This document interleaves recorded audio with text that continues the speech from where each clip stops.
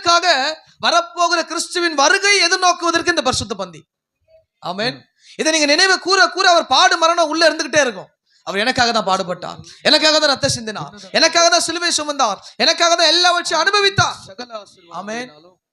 இதை நினைவு கொள்ளாம இதுல எல்லாம் நீங்க பங்கு பெறாம சபைக்கு வந்து என்ன பிரயோஜனம்னு கேட்கறதுல உங்களுக்கு எந்த பிரயோஜனமும் கிடையாது.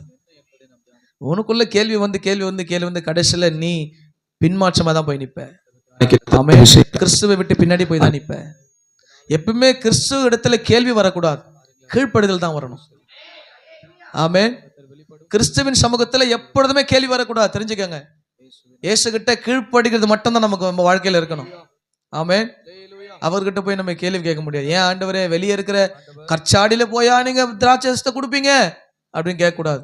நீ வெளியே இருந்து பார்த்ததை எத்தனை வரணும். நீ வெய்ய தண்ணியை ஊத்தணும், அதோட நீ போ. அதுல என்ன வருதோ உனக்கு தேவையில்லாத விஷயம்.